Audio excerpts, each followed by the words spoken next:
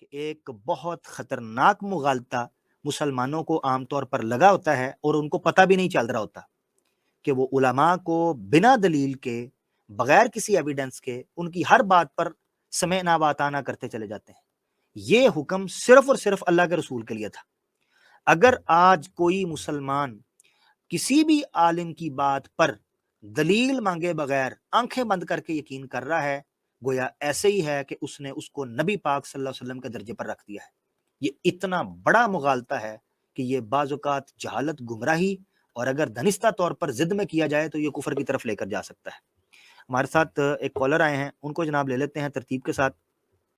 جی میرا سوال یہ ہے، جیسے اہل حدیث جو خود کو بولتے ہیں ہم تقلید کسی کی نہیں کرتے ہیں، تو مطلب کبھی کبھی جب ان کے بزرگین کے ریلیٹڈ اگر ہم کچھ سوال پوچھتے جو ضعیف حدیث ہے، تب ان کو مطلب تب وہ اس وقت کیوں نہیں ایکسیپٹ کرتے؟ یہ غلط بات ہے۔ فار ایگزامپل میں ایک ریفرنس دوں گا، جیسے ابن تیمیہ ہے، اس نے حضرت عثمان نے عمر بن خطاب رضی اللہ تعالیٰ عنہ کے بیٹے کے ریلیٹڈ ایک بات کی تھی، جس میں اس نے وہ غلط کہی تھی۔ مگر جو آج کے بہت، میں ہر کوئی نہیں بول رہا، ہر کوئی آج کے بہت سارے اہل حدیث علماء اس کو مطلب ابن تیمیہ کو ڈیفینڈ کر رہے ہیں اور بولتے ہیں اس صحابی رسول نے اجتہادی غلطی کی۔ اس پر آپ کیا کہیں گے؟ ہاں ٹھیک ہو گیا۔ حقیقت یہ ہے کہ اہل الحدیث بھی تقلید شخصی کے اندر ملوث ہو چکے ہوئے ہیں۔ تقلید یہ نہیں ہے کہ آپ تقلید، یہ ایسے ہی ہے کہ کوئی بندہ یہ کہتا رہے کہ فلاں مشرک اور اپنے گھر میں مورتی رکھی ہو، وہ بھی شرک ہی کر رہا ہے، چاہے وہ دوسروں کو جتنا مرضی توحید کا درس دے۔ تو حقیقت یہ ہے کہ اہل الحدیث بھی ایک بڑی تعداد ہے جو تقلید شخصی کے اندر داخل ہو چکی ہوئی ہے، وہ مانے یا نہ مانے، وہ علماء پر بنا دلیل اعتماد کرتے چلے جا رہے ہیں۔ ہاں قدرے بہتر ہیں مگر کر یہی کام رہے ہیں۔ جہاں تک آپ نے ابن تیمیہ کا کہا، وہ انہوں نے اقتضاء صراط المستقیم ان کی کتاب ہے، اس کے اندر عبداللہ ابن عمر کے اوپر بدعتی ہونے کا فتویٰ لگایا ہے، اور یہ کہا ہے کہ جناب وہ ایسے ہی بعض جگہ پر رک کر نماز پڑھ لیتے تھے، تو یہ خلفائے راشدین سے ثابت نہیں ہے اقتضاء صراط المستقیم کے اندر۔ یہ ابن تیمیہ کی اپنی رائے ہے، اور کسی صحابی کے بارے میں یہ جملہ استعمال کرنا یہ بڑی سختی ہے، یہ اللہ ہی ان کے ساتھ معاملہ کر سکتا ہے جو انہوں نے طریقہ کار استعمال کیا ہے۔ اللہ رسول پاک صلی اللہ علیہ وسلم کی محبت کے اندر کسی کام کو ان کی چاہت کے اندر کرنا الفت کے ساتھ جو دین کا حصہ نہ ہو، تو محبت کا تقاضا ہے کہ آپ یہ کر سکتے ہیں۔ ہاں یہ کہنا کہ جناب اس پہ ثواب ملے گا، یہ چیز ہوگی، یہ فیصلہ تو بہرحال دین ہی کرے گا۔ جو ہے نا روایت ید اللہ فوق فوق الجماع، یہ الفاظ ہیں ید اللہ فوق الجماع او کما قال رسول صلی اللہ علیہ وسلم۔ حدیث ہے تو یہ صحیح ہے، یعنی ٹھیک ہے، موجود ہے، جو کتاب الفتن کے ابواب ہیں ان کے اندر آتا ہے، کیونکہ نبی پاک صلی اللہ علیہ وسلم نے آخری زمانے میں صلی اللہ علیہ وسلم نے امت مسلمہ کو اتفاق اور اتحاد کی دعوت دی تھی کہ آپ نے جڑ کے رہنا ہے، فرقوں میں نہیں بٹنا آخری زمانے کے اندر۔ تو بات تو ان کی بالکل ٹھیک ہے، جماعت کے ساتھ آپ نے جڑ کر رہنا ہے، مگر کون سی جماعت ہے، اس کا منہج کیا ہوگا، کیا وہ اس کا کوئی فرقہ ہوگا، کوئی فرقے کے نام کے ساتھ جڑنا ہے؟ اچھا چلیں، جو آپ کے ساتھ نہیں جڑتا وہ غلط ہو جائے گا، یہ چیز اصل مسئلہ ہے۔ ہمارا منہج کلیئر ہونا چاہیے۔ منہج ہمارا یہ ہے کہ ہم نے کسی کی بات کو ماننا ہے، قرآن و سنت پہ ماننا ہے۔ میں آپ کو صحیح بتاؤں ایک چیز، جی اس وقت مسئلہ پتہ کیا ہے؟ ہم لوگ پتہ کیا سوچتے ہیں، کیونکہ فرقہ واریت اپنی پوری زور کے ساتھ پھیل چکا ہوا ہے اور آپ کا معاشرہ اسی ڈگر پر کنسٹرکٹ ہو چکا ہوا ہے، اس کا انفراسٹرکچر جو کھڑا ہے نا سارا، وہ سارا فرقہ واریت پر کھڑا ہے۔ اسی لیے جب آپ یہ بات کرتے ہیں نا کہ میرا منہج یہ ہے قرآن و سنت، میں کسی فرقے سے نہیں ہوں، تو لوگوں کو آپ عجیب لگتے ہیں۔ مگر جیسے جیسے یہ تعداد بڑھتی چلی جائے گی نا، آٹومیٹکلی یہ پرزے ٹھیک ہو جائیں گے، کیونکہ یہ it's kind of jigsaw puzzle. Jigsaw puzzle کے اندر آپ کو ایک سرا ڈھونڈنا ہوتا ہے، آپ ایک سرا ڈھونڈ لیتے ہیں، آپ دروازے تک پہنچ جاتے ہیں، منزل تک پہنچ جاتے ہیں۔ جیسے جیسے یہ منہج کی تعداد بڑھتی چلی جائے گی کہ فرقہ واریت سے لوگ بالکل متنفر ہو کر باغی ہو جائیں اور سائڈ پر ہو کر یہ کہیں کہ ہم سب ہمارے نزدیک جو ہے نا وہ مسلمان ہیں، ہم نے اپنے آپ کو فوکس کرنا ہے کہ ہمارا لوگوں کی تعلیم اور تربیت یہ کرنی ہے کہ ہم صرف اور صرف اس منہج کے اوپر ہوں گے کہ کوئی بھی بندہ بات کرے گا اس کو قرآن و سنت کے مطابق پرکھیں گے۔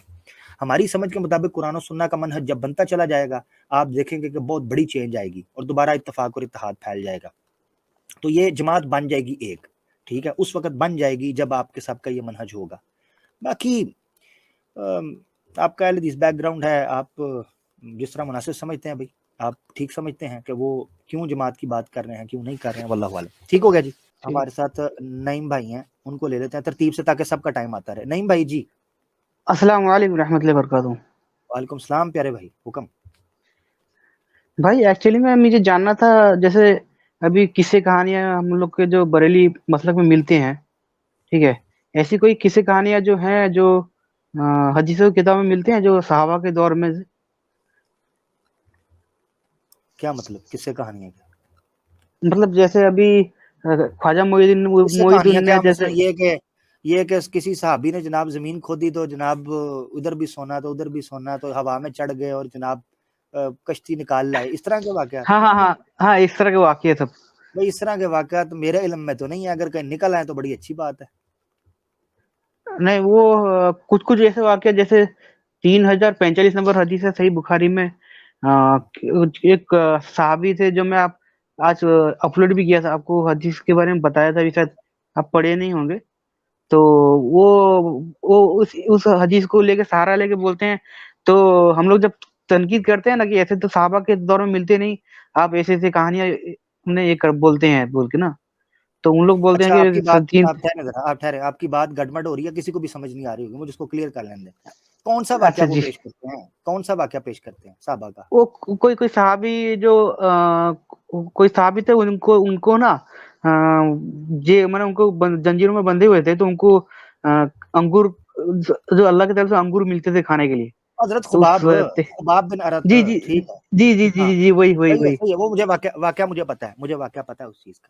دیکھیں انگور آئے تھے, ٹھیک ہے, جی انگور آئے تھے بھائی. دیکھیں جی میری بات سن, جو واقعات یہ جو شوبدہ بازی والے واقعات پیش کیے جا رہے ہوتے ہیں نا, ان واقعات کی نظیر کوئی نہیں ملتی. مسئلہ اصل میں یہ ہے, میری بات سنیں. دیکھیں جی جی آج جی اگر ہاں کسی کو انگور آ جاتے ہیں, یا آج کسی ہاں کو پانی کمرے کے اندر بند پانی مل جاتا ہے, ہمیں کوئی اعتراض نہیں, مل ہاں سکتا ہے, کوئی بھی جنرل ریزن ہو سکتی ہے, مل سکتا ہے.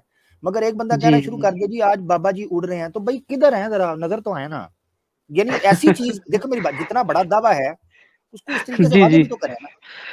بابا جی اڑ جی رہے ہیں, کوئی کیپچر ہو جائے, بابا اڑتا ہوا کیپچر ہو جائے, یا کسی کی کوئی جو ہے نا وہ پھوک مار کے بائی پاس سرجری کر رہے ہیں تو وہ نظر آئے, ٹھیک ہے, یا پھر جو ہے وہ کوئی اس 40 طرح کی 40 رات تک جو عشاء کے نماز سے صبح کی نماز پڑھتے تھے, کچھ منائیے تھے.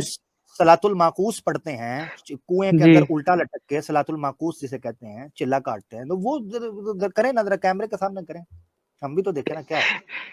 اچھا جی, وہ کیا ایک جی کرامت ہے جی, 40 سال تک جناب ہاں جی جی عشاء کے وضو کے ساتھ فجر کی نماز پڑھی ہے, بہت اچھے. جی جی یعنی اس میں کیا کرامت ہے, اس میں تو ڈائٹ کا کمال ہے, کرامت تو کوئی نہیں ہے, کھانا اچھا کھاتے ہوں گے, ٹھیک ہے. پتہ نہیں ان کو حاجت نہیں ہوتی ہوگی شاید, معلوم نہیں. ہوتا ہے کچھ ایسے معاملات ہیں. بہرحال یہ ہے کہ اس طرح کے بعد خباب بن حضرت مریم علیہ السلام کا قرآن میں آتا ہے, اس چیز کا انکار کیسے ہو سکتا ہے؟ حضرت مریم علیہ السلام کا جی آتا جی ہے جی ان جی کو جی جب جی وقف کر دیا تھا زکریا نے حجرے کے اندر, تو ان کو کھانا آتا تھا, وہ کہتی کیا ہے, وہ کہ ہادہ من فضل ربی, یہ ان کا جملہ ہے نا, ہادہ من فضل ربی, یہ جی میرے جی رب جی کا فضل ہوا ہے مجھ پہ. ہم اس چیز کا کب جی انکار کرتے ہیں کہ ایسی چیزیں ایگزسٹ نہیں کرتی, مگر یہ کہ ہوا میں اڑ رہے ہیں, پانی پر چل رہے ہیں, مردے جناب انہوں نے زمین سے نکال دیے ہیں, روحوں کو چھین لائے ہیں, ٹھیک ہے. اچھا جی جی جو ہے ایسے کعبے کو واقعات. حکم دیا, کعبہ چل کے ادھر آ گیا, لوٹا ادھر ہاں گھوم ہاں گیا, ٹھیک ہے. اچھا وہ شکر گنج پر جو ہے جانماز اٹھایا, نیچے شکر کی کانیں نکل آئیں, ٹھیک ہے. جی یہ کیا جی بات ہے, یہ نہیں, کیا ہم بات ہے, لوگ جب پیچھے ایسے گھومتے پتھر کی بن گئی. واقعے کے بارے میں جب پوچھتے ہیں نا, وہ بولتے ہیں وہ ایسا تو انگور بھی تو آیا تھا نا, تو ایسے یہ کیوں نہیں ہو سکتا, ایسے تو ہم لوگ کو وہ تو تنقید کرتے ہیں ہم لوگ. انگور آیا تھا, انگور آیا تھا, اس میں کوئی شک نہیں, مگر انگور معقولات میں سے ہے, ٹھیک ہے. جی جی اچھا یہ چیزیں کر رہے ہیں کہ شکر کی کان نیچے سے نکل آئی بیٹھے بیٹھے, یا اس طرح کی چیزیں, یہ چلو میری بات سنو, چھوڑو. جی ہم تو جی کہتے ہیں نا جی, ہم تو کہتے ہیں 1 منٹ کے لیے کہ وہ جو انگور آیا تھا, ہو سکتا ہے کسی ساتھی نے پکڑا دیا ہو. وہ تو اس جی راوی اس میں کہہ رہی ہے نا, وہ راوی کہہ رہی جی ہے نا, اس میں وہ معلوم عورت بھی کہہ نہیں رہی ہے. ہے, ہاں حضرت زینب. دیکھیں میری ہاں بات عورت سنیں, وہ کہہ جو رہی روایت ہے نا, وہ روایت جو ہے جی نا, جی وہ حضرت زینب سے ہوئی ہے, حضرت زینب سے, جنت جی ٹھیک ہے. جی حضرت زینب کہتی ہیں کہ میں اللہ کی قسم کھا کے کہتی ہوں کہ میں ایک دفعہ اس کو دیکھا, یہ زنجیروں میں جکڑا ہوا ہے اور اس کے ہاتھ میں انگور تھے. یہ روایت ہے پوری. جی جی اچھا ٹھیک ہے. اب ان کے ہاتھ میں انگور تھے, تو وہ دیکھا انہوں نے, ہو سکتا ہے کوئی پکڑا کے چلا گیا ہو, ان کا دعویٰ تو کچھ اور ہے, ٹھیک ہے.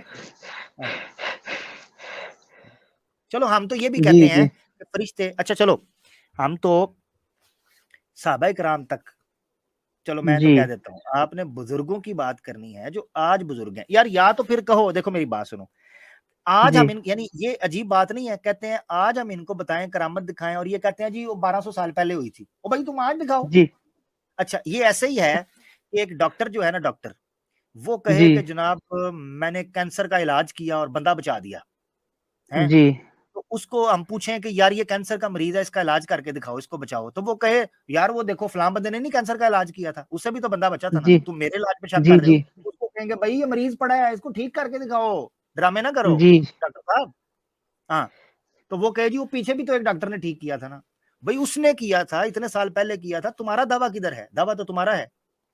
جی اچھا تو اچھا پھر یہ پھر یہ ہے کہ جب آپ دعوے کے اندر مبالغے کرتے ہو, اصل میں مسئلہ ان کو یہ پڑ گیا ہے, ان کی عوام کو یہ واقعات سننے کے پڑ گئے تھے چسکے.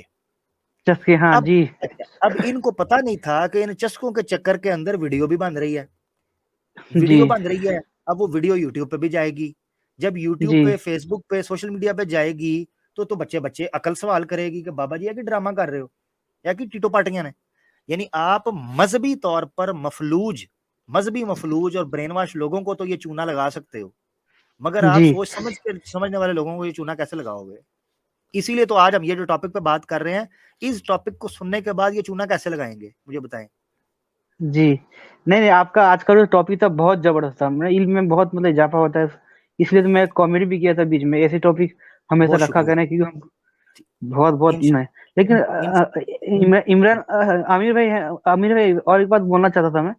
نہیں جی جی ایکچولی جلدی سے میں نا ذرا بول. سب کو سنتا ہوں, میں جی جب جی سب کو سنتا ہوں, ٹھیک ہے, بریلی سے لے کے دیوبندی سے لے کے اہل حدیث سے لے کے سب کو سنتا ہوں, لیکن سب اپنے اپنے فرقوں کو نا وہ ادھر ادھر سے کتابوں سے لا کے ڈیفینڈ کرتے ہیں, ڈیفینڈ کرنے میں کامیاب بھی ہوتے ہیں.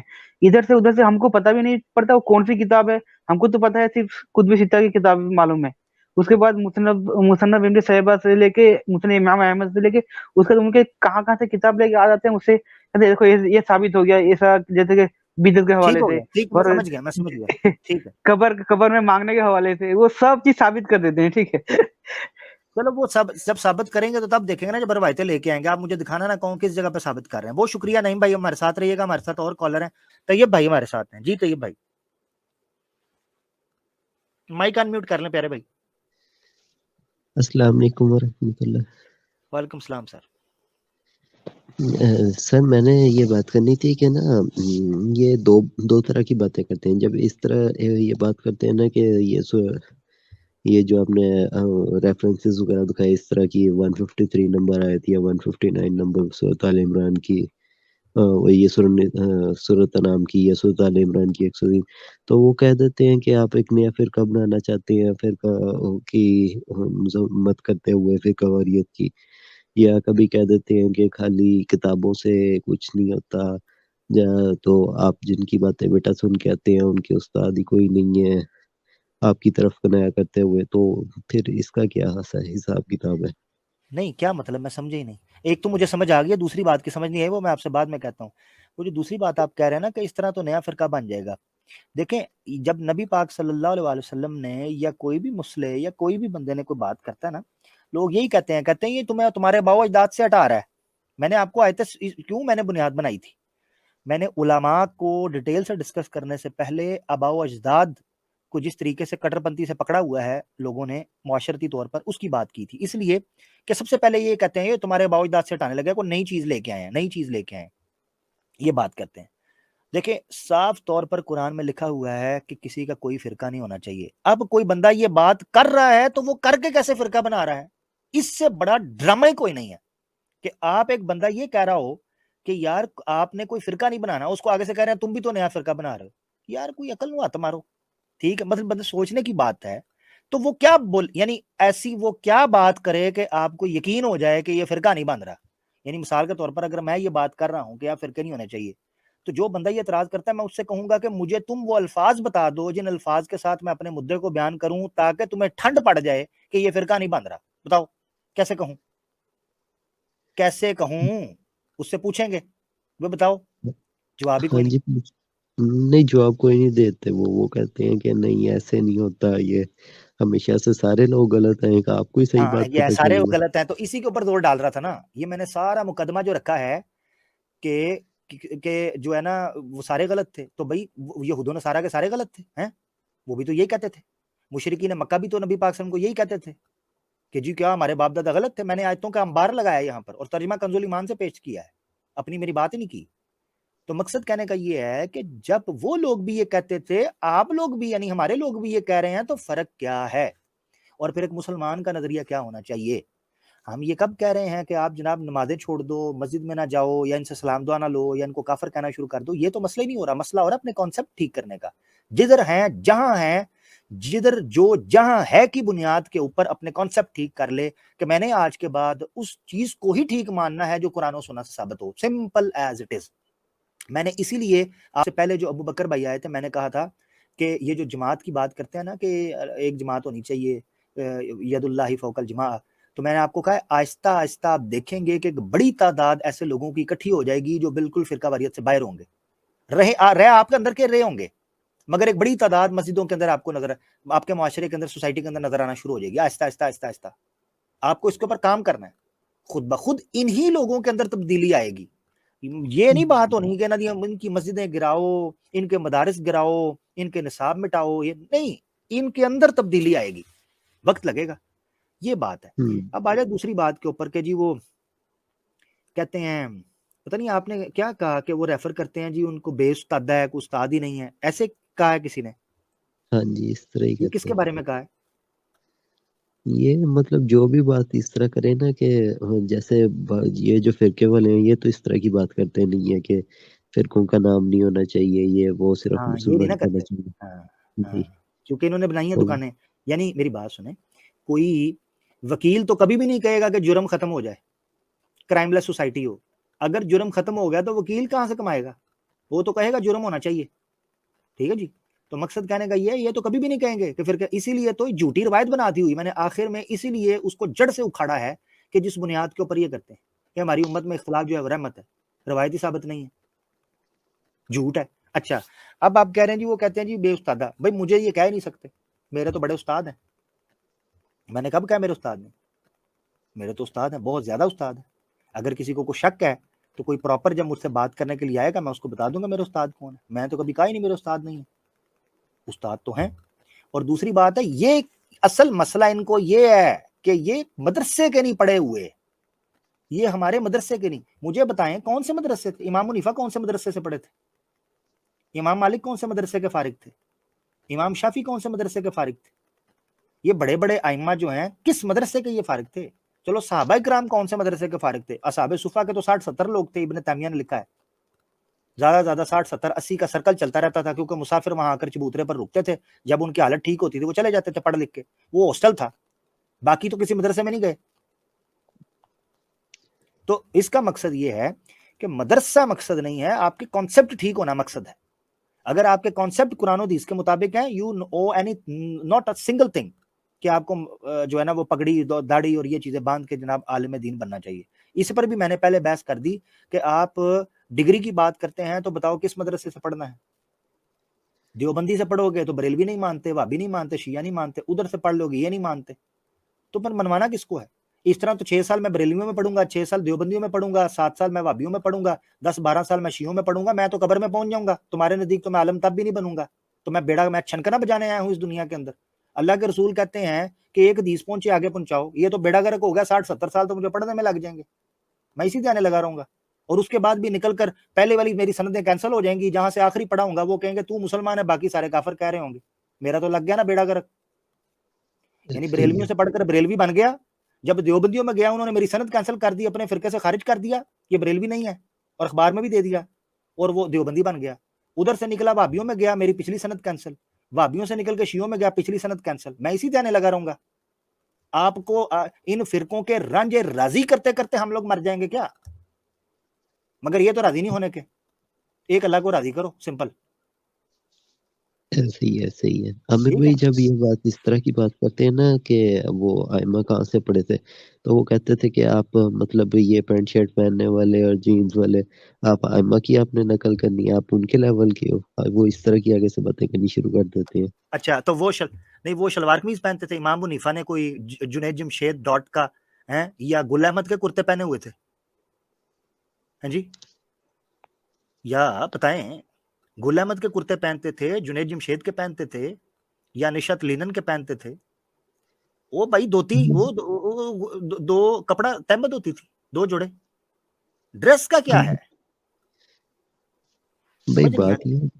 بات یہ ہے کہ یہ بات جو ہمیں سمجھ مطلب ایک مطلب ہم تو اس طرح سے ان کی طرح اتنے پڑھے لکھے اور یہ بھی نہیں ہے، جو بات ہمیں سمجھ آتی ہے ان کو کیوں نہیں سمجھ آتی یہ بات؟ ان کو سمجھ اس لیے نہیں آتی، میں آپ کو بتاتا ہوں، دیکھیں اگر حق کو پہچاننا اللہ کے فضل کے علاوہ اتنا آسان ہوتا نا تو ہر دوسرا بندہ پہنچا ہوتا۔ صحیح بات ہے، میں نے ایک آیت پیش کی ہے، اس آیت کو جلدی کی وجہ سے میں نے مکمل آپ کے سامنے رکھا، میں آپ کو دکھاتا ہوں ابھی، یہ آپ دیکھنا ذرا، یہ دیکھیں میں نے آیت کو جلدی سے آگے، اللہ اکبر اللہ اکبر، اس کا ترجمہ سناتا ہوں اللہ حضرت کا، میں نے اس کو جلدی سے سکپ کیا کیونکہ ہمارے پاس ٹائم کافی ہو گیا تھا۔ ابھی دیکھیے گا آپ آخری 3 لائنیں جو ہے نا اس میں کہتے ہیں آپس میں سرکشی سے تو اللہ نے ایمان والوں کو وہ حق بات سجھا دی جس میں جگڑ رہے تھے اپنے حکم سے۔ اللہ نے فَهَدَى اللَّهُ الَّذِينَ آمَنُوا لِمَا اخْتَلَفُوا فِيهِ مِنَ الْحَقِّ بِإِذْنِهِ، اللہ نے اپنے اذن سے، اللہ کے حکم سے پیارے بھائی ہدایت ملتی ہوتی ہے۔ اب میں کہنا شروع کر دوں، یہ سمپل بات ہے جی، مجھے سمجھ آ گئی ہے، آپ کو کیوں نہیں آئی؟ ٹھیک ہے، یا آپ کو سمپل بات سمجھ آ جاتی ہے، مجھے کیوں نہیں آئی؟ بھئی کوشش ہی کر سکتے ہیں نا، کنونس کر سکتے ہیں، اتنی سی بات ہے۔ اچھا مجھے یہ بتائیں، فرقے بنانا تو 2 جمع 2 = 4 ہے، یہ کون سا راکٹ سائنس ہے؟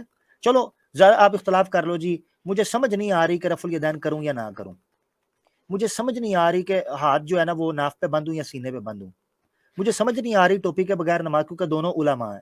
فرقے نہ بنانا تو 2 + 2 = 4، علماء قرآن اور سنہ کو حجت کہنا 2 + 2 = 4، یہ تو سمپل فارمولا ہے، یہ کیسے سمجھ نہیں آ سکتا؟ اور جو یہ کہہ رہا ہے نا کہ اس کو سمجھ نہیں آتا، اور جھوٹ بول رہا ہے، جھوٹ بولتا ہے، وہ اس کو یہ چیز سمجھ نہیں آتی، اپنے آپ سے جھوٹ بولتا ہے۔ یہ دیکھو میں وہ آیت بھی دکھا دیتا ہوں، اسی آیت کے اندر وہ تھا، اسی آیت کے اندر کہتے ہیں جی سچی کتاب اتاری کہ وہ لوگوں میں ان کے اختلافوں کا فیصلہ کر دے۔ قرآن نے کرنا تھا نا، قرآن نے، اور کتاب میں اختلاف انہی نے ڈالے جن کو دی گئی تھی۔ اللہ کہتا ہے کہ اختلاف انہوں نے خود ڈال دیے اپنی سمجھ کے مطابق، بعد اس کے کہ ان کے پاس روشن حکم آ چکا آپس میں سرکشی سے، بغیم بینہم، فرقوں کے پیچھے جو فطرت کارآمد ہے نا اس کو چلا رہی ہے، وہ ہے بغیم بینہم، آپس میں بغاوت، ایک دوسرے سے بغاوت کرتے ہیں یہ، اور اس کا نتیجہ یہ ہے کہ آج اس جگہ پر یہ بیٹھے ہوئے ہیں کہ جناب آپ کی بات ہی نہیں سنتے۔ اچھا پھر آپ ان کو کہہ دو یار فرقے نہیں ہونے چاہیے، کہتے ہیں جی اللہ کے رسول نے کہا تھا قرب قیامت میں فرقے ہوں گے، تو آپ کون ہوتے ہو اس فیصلے کو ریورس کرنے والے؟ آپ نے تو کہا تھا ہوں گے ہی ہوں گے۔ اب ان عقل کے اندھوں کو کون سمجھائے کہ اللہ کے رسول نے یہ وارننگ دی تھی کہ فرقے ہوں گے، یہ نہیں کہا تھا کہ تم بھی بنانا۔ اگر یہ کہیں کہ اللہ کے رسول نے کہا تھا بھی قرب قیامت میں فرقے ہوں گے تو اس لیے بنا بھی لوگوں کو مسئلہ نہیں ہے، تو اللہ کے رسول نے تو کہا تھا زنا بھی عام ہوگا، شراب بھی عام ہوگی، قتل و غارت بھی عام ہوگی، تو وہ بھی شروع کر دو۔ نہیں جی نہیں، ان کی ممانت آئی ہے تو فرقوں کی نہیں آئی ہے؟ قرآن بھرا نہیں پڑا ان چیزوں سے کہ فرقوں میں مت پڑھو، بلکہ یہاں تک آ گیا ان الذین فرقوا دینہم وکانوا شیعا لست منہم فی شیء، جنہوں نے اپنے دین کو پارا پارا کر کے فرقوں میں بٹ گئے، اللہ کے رسول آپ کا ان کے ساتھ کوئی تعلق نہیں ہے۔ یہ کس منہ سے کہتے ہیں فرقوں کا جواز کی بات کرتے ہیں، کس منہ سے؟ ٹھیک ہے، تو بہرحال ابو بکر بھائی جی السلام علیکم ورحمۃ اللہ۔ وعلیکم السلام۔ اچھا عامر بھائی، اس حوالے سے دعوت کے حوالے سے اگر انبیاء علیہ السلام کا دیکھیں، جو اللہ نے طریقہ بتایا ہے، جس چیز سے انہوں نے آغاز کیا ہے، جو مجھے علم ہے کہ بلکہ قرآن میں بھی اس چیز کا بتایا گیا، اعوذ باللہ من الشیطان الرجیم وَلَقَدْ بَعَثْنَا فِي كُلِّ أُمَّةٍ أَنِ اعْبُدُوا اللَّهَ وَاجْتَنِبُوا الطَّاغُوتَ۔ اچھا اب جب طاغوت پہ بات کرتے ہیں نا، ان سے اپنے ناقص علم کے مطابق جو اللہ نے ہمیں علم دیا ہے، طاغوت کے مسئلے پہ بات کرتے ہیں تو وہ مطلب آگے سے سناتے ہیں کہ یہ ایک نئی ٹرم آپ لے کے آ رہے ہو دین میں طاغوت کی، مطلب اس کی تھوڑی سی نا، بس یہی ہے، مختصر اب ٹائم تھوڑا ہے، باقی انشاءاللہ زندگی رہی تو پھر سے جانیں گے۔ زبردست۔ تو ٹاپک ہے ویسے یہ تاغوت کے حوالے سے بڑی زبردست آپ نے بات کی ہے. یہ جو سلفی حضرات ہیں نا یہ ڈرتے ہیں اس ٹرم سے زیادہ. سلفی اس کی وجہ یہ ہے کہ اس ٹرم کا عربوں کو ایک لمبے عرصے سے خوف تھا کہ ملوکیت جب تک رہی ہے نا تو یہ جی تاغوت نام کو برداشت نہیں کرتے. انہوں نے تاغوت کو ایک بت بنایا ہوا تھا. ٹھیک ہے کہ تاغوت کی جو مخالفت کا کہا ہے نا وہ معاشرے کا ایک بت ہوتا ہے کہ معاشرے کے ریت رواج کے خلاف آپ نے اٹھنا ہے, اس کو تاغوتی طاقتیں کہتے ہیں. حالانکہ تاغوت جو قرآن کے اندر بیان ہوا ہے وہ توحید حاکمیت کو آشکار کرتا ہے. توحید کی عام طور پر 3 قسمیں بیان کر کے بند کر دیا جاتا ہے. ایک توحید الوہیت, توحید ربوبیت اور توحید اسماء و صفات. یہ 3 بالکل. بیان کی جاتی ہیں.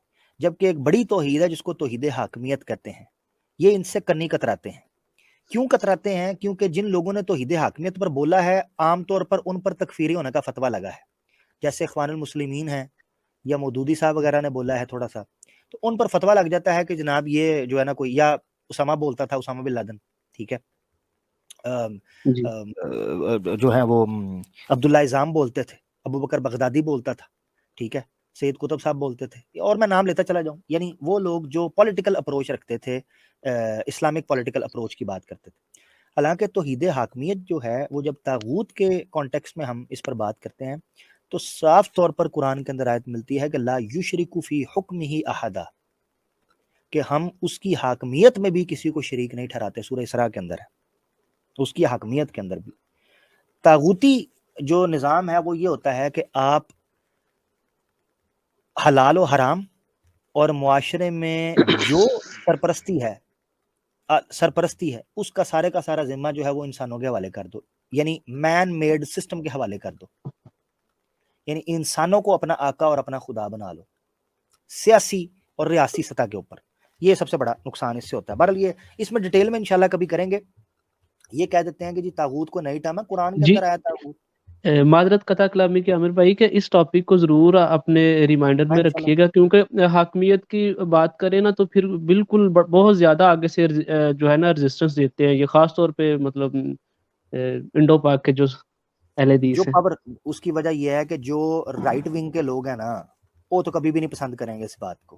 پاورفل لوگ وہ ان جی باتوں کو پسند بالکل. نہیں کرتے, اور پھر ان کے جو پٹھو علماء ہیں زر خرید, وہ تو پھر جی کبھی جی بھی بات نہیں کریں گے. یہی بنو امیہ کے زمانے سے آنورڈز رہا ہے اسلامی سلطنتوں کے اندر, اور یہی غیر اسلامی سلطنتوں کے اندر بھی رہا ہے کہ ان کو یہ نہ کہنے دو کہ آپ کے پاس کوئی حق ہے کہ آپ چیلنج کر سکو. اب ان کو موت پڑتی ہے جب ہم خلفائے راشدین کی مثالیں دیتے ہیں, ٹھیک ہے, خلفائے راشدین کی, کہ دیکھیں جی حضرت عمر فاروق نے چادر, سلمان فارسی آ کے پوچھتے ہیں بھائی یہ چادر کہاں سے آئی ہے, بیٹے کو وضاحت دینی پڑتی ہے. عورت اٹھ کے پوچھ لیتی ہے یہ کیوں ایسے ہوا. ایک عورت بازار میں جاتی ہے, ریٹ لسٹ کے اوپر اختلاف ہوتا ہے جو اپوائنٹمنٹ کی ہوئی تھی حضرت عمر فاروق, وہ جناب دکاندار کو پکڑ لیتی ہے کہ تم نے دودھ کے اندر ملاوٹ کیسے کی ہے. اب مجھے بتائیں کہ یہ جو کیپٹلزم یا سوشلزم کی سوچ لے کر, ٹھیک ہے, یہ لوگ جو اس وقت اٹھے ہیں طاغوتی طاقتیں جو ہیں, یہ کب چاہتے ہیں؟ یہ چاہتے ہیں پرائیویسی, کہ آپ ان کی زندگیوں کے اندر مداخلت نہ کر سکیں. آپ کی آزادی صرف یہ ہے کہ آپ اپنے بند کمرے کے اندر بیٹھ کر نیٹ فلکس پر گندی سیریز دیکھیں, یا آپ جنک فوڈ کھائیں, یا آپ اپنے بند کمرے کے اندر ڈرامے کریں, جو مرضی کریں, ان کو اس سے کوئی پرواہ نہیں ہے. مگر آپ نے اس بارے میں نہیں بولنا کہ ہمارے معاشرے کے اندر اللہ کی حدود کو نافذ کیا جائے, اللہ کی شریعت کو نافذ کیا جائے, اور اسلامی سسٹم کو نافذ کیا جائے. یہ اس کے خلاف میں انشاءاللہ اس پہ بڑی تفصیل کے ساتھ بات کروں گا, اور میں کرنا جی چاہتا بھی ہوں, جزاک کیونکہ اللہ یہ خیر ہمارے جی, سسٹم کا حصہ ہے. ضرور انشاءاللہ. میرے بالکل خیال سے اسلام کی یہ واحد خوبصورتی ہے کہ جو ہم سمجھتے ہیں کہ رہتی دنیا تک ایک واحد دین ہے جو اس چیز کے جی اوپر بھی بات کرتا ہے. جی تو اس بالکل. اور تکفیری کی بات کی تھی تو وہ ان سے سنتے ہیں ہم تانے, وہ تکفیری کہتے ہیں ہمیں, تو الحمدللہ ہم تانے سنتے ہیں, کوئی مسئلہ نہیں. آپ یہ ہمیں تکفیری دیکھو میری اپروچ لیکن بھی ہے, تکفیری کہتے رہے ہم, تکفیر ان کی تکفیر تو نہیں کرتے. تکفیر جو نہیں کرتے کرتے, تھے, بالکل نہیں کرتے. تکفیر جو کرتے تھے القاعدہ والے یا داعش والے یا ادھر پاکستان میں TTP والے, وہ گند کرتے تھے, وہ بلاسٹ بھی کرتے تھے, وہ مارتے بھی تھے. ہم اس چیز کا, دیکھو میری بات, جنہوں نے طاغوت کے اوپر بات کی ہے ان لوگوں نے اصلاحی بات بھی کی ہے. یوسف القرضاوی ایک بہت بڑا نام ہے, دکتور علی السلابی بہت بڑا نام ہے, ٹھیک ہے, عرب کی دنیا کے اندر. ان لوگوں نے, مودودی صاحب نے بھی لکھا ہے توحید حاکمیت کے اوپر, جنہوں نے لکھا ہے انہوں نے اس دائرہ کار کے اندر رہتے ہوئے لکھا ہے کہ یار ہم آپ کو کافر نہیں کہتے, مگر یہ ہے کہ آپ برے ہیں. ابن قیم ابن قیم الجوزیہ جن کی کتاب کا حوالہ بھی دے رہا تھا، ان کی ایک اور بھی کتاب ہے جس میں انہوں نے تکفیر کے مسئلے کے اوپر بات کی ہے. اس میں وہ کہتے ہیں کہ اگر حکمران آپ کا گناہ گار ہو جائے، فاسق ہو جائے، فاجر ہو جائے، آپ نے اس کو معزول کیے بغیر اس کی اصلاح کی کوشش کرتے رہنا ہے، کیونکہ معزول کرنے سے تاریخ اسلامی کے اندر ان کا تکفیری کہتے ہیں، معزول نہیں، وہ کہتے ہیں قتل کرنا ہے، جس طرح حضرت عثمان کے اوپر دست درازی کی تھی. بہرحال ہم تو اس چیز کے قائل نہیں ہیں. جی ٹھیک ہو گیا جی یار، جی نکلتے ہیں، ٹائم جزاک کافی ہو اللہ گیا. آپ کے جزاک بعد اللہ. ہم نے نعیم بھائی کو موقع دینا ہے. بہت شکریہ ابو بکر بھائی، انشاءاللہ پھر نیکسٹ پروگرام میں آئے گا نعیم بھائی، اور اس کے بعد طیب بھائی، پھر ہم اجازت چاہیں گے. جی نعیم بھائی. جی بھائی بہت بہت شکریہ. میں بہت بہت آپ کا شکریہ ادا کرتا ہوں، کیونکہ بھائی مجھے جاننا تھا، جو ہم لوگ ابھی میں خود 25 سال تک بریلی تھا، ٹھیک ہے. تو بعد میں جب عرب کنٹری گئے، وہاں سے پتہ چلا جو ہم لوگ خرافات تھے، جو ہم کو بعد میں بریلی کو چھوڑ دیا میں پھر، ٹھیک ہے. لیکن بعد میں ہم لوگ جب کچھ سمجھانے کی کوشش کرتے، جیسے شرک کے معاملے میں ہم لوگ بات ہی مانتے ہی نہیں ہے، کہ نہیں وہ ایسا نہیں، وہ ایسا نہیں، ویسا، تو سب چیز کو ڈیفینڈ کرنے لگ جاتے ہیں، ٹھیک ہے. توحید کے معاملے میں، جو شرک کے معاملے میں، شرک سب بہت بڑا گناہ ہے، جو سورۃ النساء آیت نمبر 48 اور 116 میں آتا ہے، جو اللہ تعالیٰ شرک معاف نہیں کرے گا، جو حدیث میں بھی آتی ہے جو بات ہے. لیکن یہ جو ابھی جو ہم لوگ بریلی جو کرتے ہیں، ہم لوگ ہم اللہ سے دعا کرتے ہیں کہ اللہ تعالیٰ ان لوگوں کو بھی بخش دے، جو ان لوگ جو شرک کے حال میں مرتے ہیں. جی تو یہ مطلب کون سا بڑا شرک ہے یا پھر چھوٹا شرک؟ اللہ تعالیٰ ہم امید تو کر سکتے ہیں نا اللہ سے، جو ایسے واقعہ ایسے خود جا کے دربار میں جا کے مانگتے ہیں، خود جا کے چڑھاوا بھی کرتے ہیں، اسے قربانی بھی دیتے ہیں، سب کچھ کرتے ہیں، جو دربار میں جو بس اللہ تعالیٰ مزاروں سے پہ جا ہدایت کی، ہاں اللہ تعالیٰ سے ہدایت کی دعائی کر سکتے ہیں ہم، اس کے علاوہ تو کچھ نہیں. بس وہی تو، اور کچھ نہیں. وہی بہت بہت شکریہ بھائی آپ کا بہت لینے کے شکریہ لیے. نہیں بھائی، بہت شکریہ، جزاک اللہ. اس کے بعد ہمارے ساتھ طیب بھائی ہیں، اور اس کے بعد انون. جی طیب بھائی. جی میں نے وہ یہ بات کرنی تھی جو آپ نے سورۃ انعام کی 159 نمبر آیت پڑھی نا. اگر یہ بات کریں نا کہ ان کے سامنے کہیں کہ اللہ کے رسول نے تو یہ کہا ہے کہ ان کا تعلق فرقوں والوں کا کوئی نہیں ہے اللہ کے رسول صلی اللہ علیہ وسلم کے ساتھ، اللہ تعالیٰ نے یہ کہا. تو کہتے ہیں اگر ہم پھر یہ کہتے ہیں کہ اگر ہمارا تعلق نہیں ہے تو آپ ہمارے ساتھ کیا کرنے آئے ہیں؟ آپ کا تعلق کیا ہے؟ آپ ہمارے ساتھ کیوں آ رہے ہو؟ ایک منٹ شور آ رہا ہے ذرا. یہ مائک میوٹ رکھے سارے دوست اپنا. ہاں اچھا، میں نے مائک میوٹ کیا، مائک میوٹ رکھے ذرا. جی نہیں وہ کیا کہتے ہیں طیب بھائی، کیا چیز کہتے ہیں، میں سمجھا نہیں. وہ کہتے ہیں کہ اگر یہ آپ نے یہی نتیجہ نکالا ہے نا کہ ہمارا اللہ کے رسول صلی اللہ علیہ وسلم کے ساتھ کوئی تعلق نہیں ہے، تو اگر آپ کا تعلق ہے تو آپ ہمارے پیچھے کیوں نمازیں پڑھنے آتے ہو، ہمارے ساتھ کیوں ملتے ہو؟ پھر وہ اس طرح کی باتیں شروع کر دیتے نہیں ہیں. ملنے تو حقیقت یہ ہے کہ جو منہاج السنہ کے اندر ابن تیمیہ نے لکھا ہوا ہے، جلد 5ویں صفحہ 95 کے اوپر مجھے یاد پڑتا ہے، وہ کہتے ہیں کہ یہ لوگ حضرت علی کی تکفیر کرتے تھے، سب چیزیں کرتے تھے، حضرت عثمان کی تکفیر کرتے تھے، بلکہ شہید کر دیا. حضرت عثمان ان کے پیچھے نمازیں پڑھتے رہے ہیں، ان کے پیچھے نمازیں پڑھتے رہے ہیں. اب صحیح مسلم کے اندر روایت ہے، کتاب الفتن کے زمانے کے حوالے سے نبی پاک صلی اللہ علیہ وسلم نے کہا اپنی تلواروں کو لکڑیوں کا بنا لینا، تاکہ اگر دفاع بھی کرنا پڑے تو ہڈی ہڈی ٹوٹے، کو بندہ مرے نہ.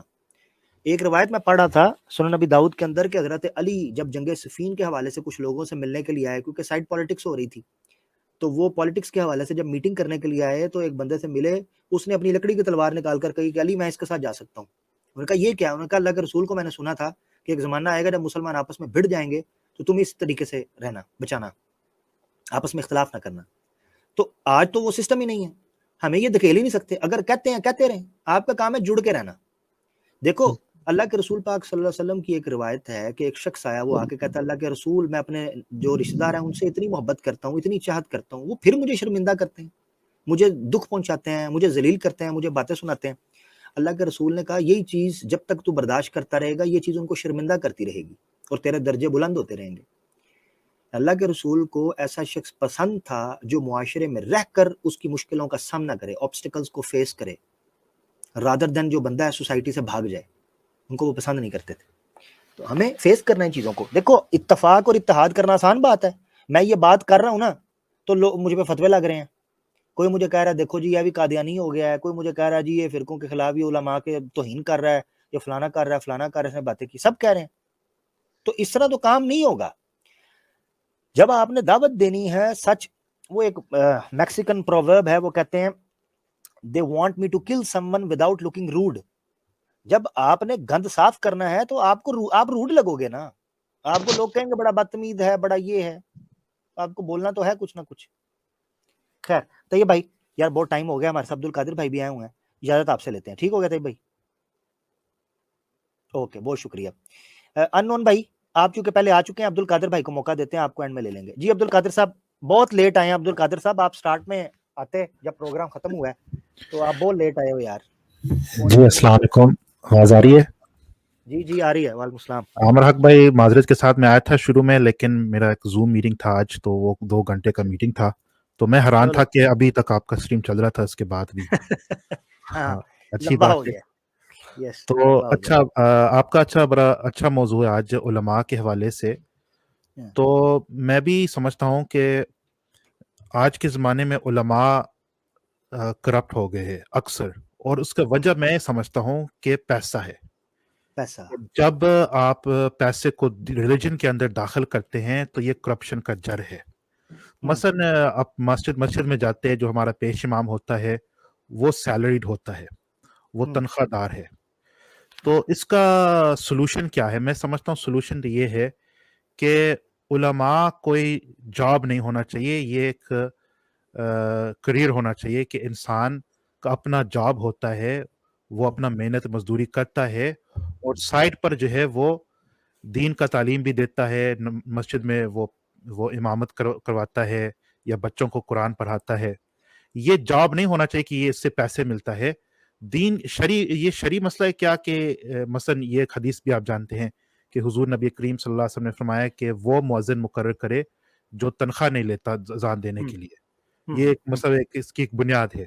تو یہ کس حد تک آپ کے نظر میں یہ سلوشن ہے؟ جزاک اللہ. اچھا نہیں، بات آپ نے بڑی جنون کی ہے. مسئلہ یہ ہے کہ واقعی اسلام کے اندر کوئی تھیوریٹک آئیڈیالوجی نہیں ہے تھیوکریسی والی، کہ آپ تھیوکریسی کوئی ایک ڈپارٹمنٹ بنا دیں، جیسے ویسٹ کے اندر جو یورپ ہوتا تھا ڈارک ایجز کے اندر، کہ چرچ کی ساری اجارہ داری ہوتی تھی، وہی ڈیوٹیز بھی لگاتے تھے، وہی ٹیکس بھی کلیکٹ کرتے تھے، اور وہی ٹیکس کو پھر آگے سیاستدانوں کو دیتے تھے، تو ان کی اجارہ داری ہوتی تھی، ان کی مرضی کا قانون بنتے تھے. اسلام میں شروع سے یہ کانسیپٹ پڑا ہی نہیں ہے. اس کے 2 حل ہو سکتے ہیں. ایک حل یہ ہو سکتا ہے کہ اپوائنٹمنٹس جو ہیں، یہ جتنے یہ ادارے ہیں، یہ گورنمنٹ کے انڈر آ جائیں، اور گورنمنٹ جو ریکمنڈیشن سجیشنز یا ٹرمز ان کے اوپر رکھے، یہ اس کو فالو کریں. پاکستان کے اندر مسئلہ یہ ہے، کیوں یہ ڈرامے بازیاں ہوتی ہیں مولویوں کی یہاں پر، کیونکہ یہاں پر کوئی ریکارڈ نہیں ہے. خاص کر کے ضیاء الحق کے زمانے کے بعد محکمہ اوقاف وغیرہ بنا، مگر ان کے ہاں کئی ایسے مدارس رجسٹر ہوئے، اس کے بعد 60-70 ہزار کے قریب ایسے مدارس آ گئے، مساجد آ گئیں، جہاں سے لوگ پڑھنا شروع ہو گئے. اور ان کے بعد ظاہری بات ہے پھر مسجدیں چاہیے تھی. اب اور پھر یہ ہو رہا ہے کہ کوئی تھوڑا سا دین پڑھ جاتا ہے تو وہ اس کا سارا فوکس ہوتا ہے کہ جناب کو مسجد کو ساتھ مدرسہ بنے تو میں ادھر اپنی سیٹ سنبھال لوں، ادھر کام کروں. جب گورنمنٹ کی طرف سے اپوائنٹ ہو جاتا ہے اور گورنمنٹ فیس کرتی ہے ان ساری چیزوں کو، تو پھر یہ ایک پیشہ نہیں بنتا. جب گورنمنٹ کرتی ہے پھر پیشہ نہیں بنتا. ایک حال تو اس کا یہ ہے، پیشہ اس لیے نہیں بنتا کہ جب، اور میں کہہ رہا ہوں اسلامی گورنمنٹ، یعنی جو سعودیہ طریقہ کار اختیار کر رہا ہے، وہ کم از کم اس ماڈل سے تو بہتر ہے، کیونکہ وہاں مولویوں کو بے لگام نہیں چھوڑا گیا، تو کم از کم امن امان ہے. فرقہ واریت اس طریقے سے وہاں شدت نہیں اختیار کرتے کہ روڈوں پہ نکل آئیں، تو کم از کم اس سے تو بہتر ہے.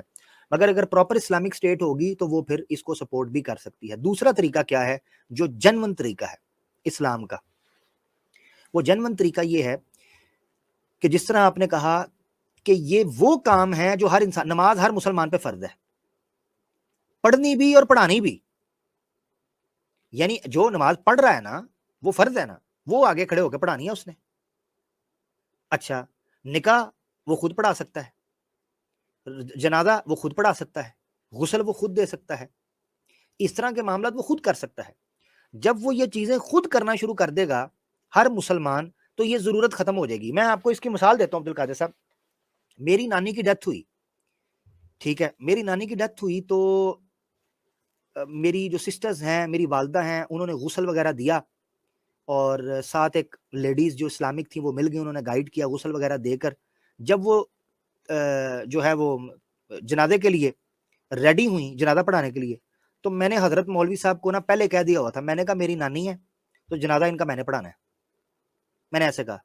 اس شخص نے میری طرف ایسے دیکھا جیسے میں نے اس سے جائیداد مانگ لی ہے. لٹرلی اس نے یہ looked at me like I am asking for some money property. میں اس سے کوئی جائیداد مانگ لی ہے, اس نے میری شکل کی طرف ایسے دیکھا. ہمارے علماء جو اس وقت پیشہ بن چکا ہوا ہے, یہ عام عوام سے ایکسپیکٹ ہی نہیں کر رہے. اچھا پھر انہوں نے شرطیں لگا لی ہیں, داڑھی کے بغیر نہیں ہوتی, ٹوپی پہننی ضروری ہے, پینٹ شرٹ میں نہیں ہوتی, پورا ایک ڈریس کوڈ بنا لیا ہے تاکہ پورا یونیفارم کے اندر کوئی بندہ آئے وہ اس مسئلے کے اوپر کھڑا ہو.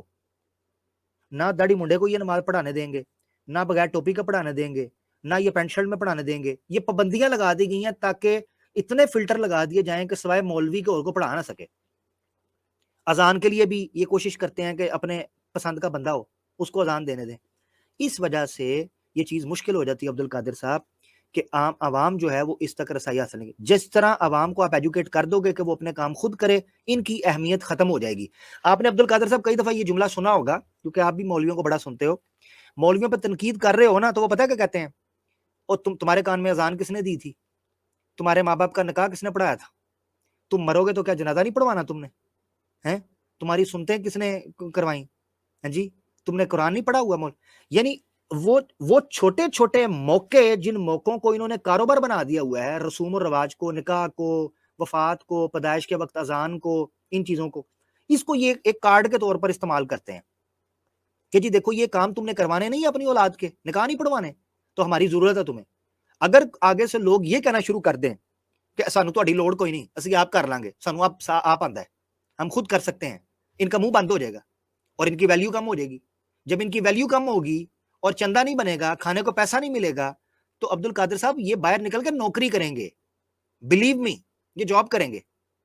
یا دوسرا حل پھر یہ ہے کہ گورنمنٹ کو چاہیے کہ ڈنڈا کر کے ان کو کہ ٹھیک ہے نماز کے ٹائم تمہیں چھٹی ہوگی, جس طرح سعودیہ کے اندر ہوتا ہے, نماز کے ٹائم چھٹی دے دی, جاؤ نماز پڑھ کے آؤ 5 وقت, اور جا کے باقی دوسرے جاب کرنی ہے.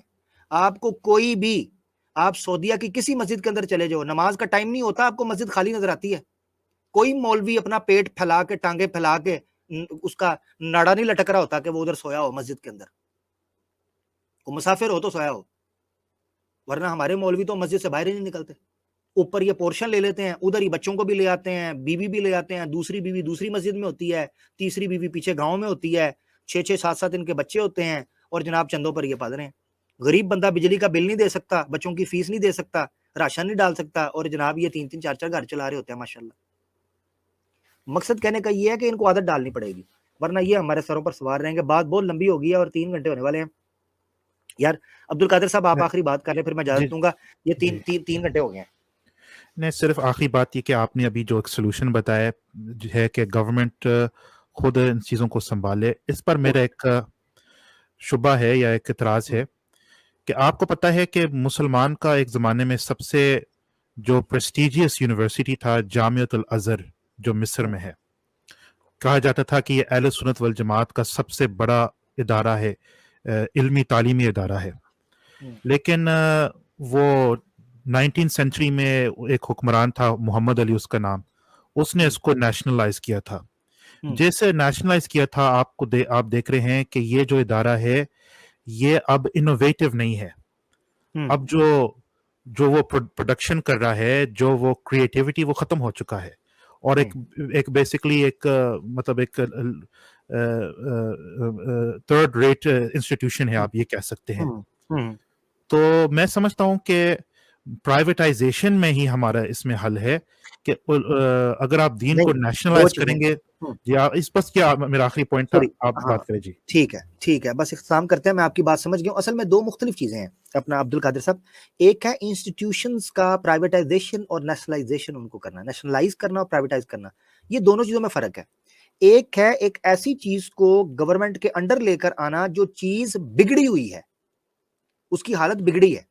مثال کے طور پہ مارکیٹ کے اندر ریٹ طے کرنے ہیں, آپ اس کو کھلا بھی چھوڑ سکتے ہیں, بزنس اچھا ہوگا, لوگوں کے پاس ٹھیک ٹھاک پیسہ آئے گا, کھل کے منافع کمائیں گے, آپس میں 2 بندے طے کر لیں. پرانے وقتوں کے اندر ایسا ہی ہوتا تھا, گورنمنٹ کی طرف سے کوئی ریٹ لسٹ نہیں ہوتی تھی, ٹھیک ہے. مگر جب اس کا استحصال ہونے لگا, لوگ بہت زیادہ لوگوں کو مس یوز کرنے لگے, تو پھر ریٹ لسٹ کا اصول بھی آیا. حضرت عمر فاروق کے زمانے کے اندر بھی آیا, مدینہ کے اندر بازاروں کا ریٹ لسٹ طے ہوتی تھی کہ کتنا آپ نے منافع کی شرح طے کرنی ہے. اب اس کو پرائیویٹائز رکھتے, مگر یہ چیزیں نقصان دینے لگی ہیں پرائیویٹ ہو کے. उसकी वजह ये है कि मनी ट्रेल नहीं है, इनकी ट्रांजैक्शंस कैसे आती हैं, इनके फंड्स कैसे इकट्ठे होते हैं, वो फंड्स कहाँ कहाँ लगते हैं, इनकी प्रॉपर्टीज कौन कौन सी हैं। अच्छा, फिर कब्जे की जगह के ऊपर जमीनें, मसाजिद भी बना रहे हैं, मदरसे भी बना रहे हैं, इसका कोई हल तो हो। अब वो काबू ही नहीं आते। काबू करने के लिए आपके पास दो चीजें हैं, या तो ये है कि आप इनको गवर्नमेंट के अंडर, मुझे पता है गवर्नमेंट के अंडर करने के अपने नुकसान है, तो आपने किसी बिखरी हुई चीज को ठीक करने के लिए भी उसको कई दफा नेशनलाइज करते हैं। सऊदीया में जो इनको गवर्नमेंट के अंडर रखा हुआ है उसके अपने नुकसान आता है। उसका नुकसान क्या है कि वो उनको अपने एजेंडे के लिए इस्तेमाल करते हैं, मलूकियत के हक में फतावा आते हैं वहां पर। अब मोहम्मद बिन सुलेमान ने जो अपने पिट्ठू वहां पर इकट्ठे किए हुए, उसने 20 और 30 रोया 2030 के तहत उसने सारे बड़े बड़े उलमा को अंदर डाल दिया। ठीक है, उनके अब मैं नाम क्या लूं, ठीक है, कईयों को फांसी का ऑर्डर किया हुआ है, और कई जो हैं वो बाहर हैं तो वो चुप बैठे हुए हैं, बोलते ही नहीं है।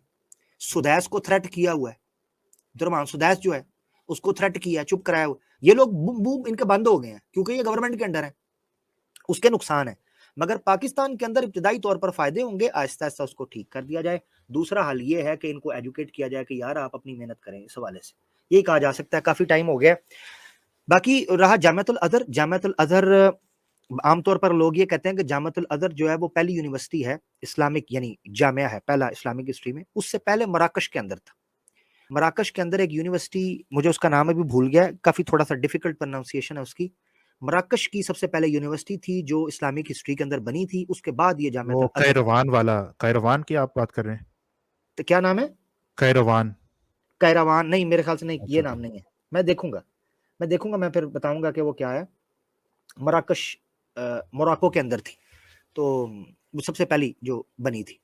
और उसके अलावा ज़ाहिर बात है छोटे मोटे मदारस तो थे, मगर यूनिवर्सिटी लेवल जिसको जामिया कहते हैं, यूनिवर्सिटी लेवल का स्टैंडर्ड वो बना। बहरहाल जामिया अज़हर ने अपनी एक मकाम बनाया, बड़ी बड़ी ज़बरदस्त सर्चेस पेश की उसने, बड़े बड़े अच्छे आर्टिकल्स इजाफा किया इल्म के अंदर, इसमें कोई शक नहीं। अभी उसका पट्ठा बैठ गया है, और उसका पट्ठा बैठने के पीछे मलूकियत का ही हाथ है।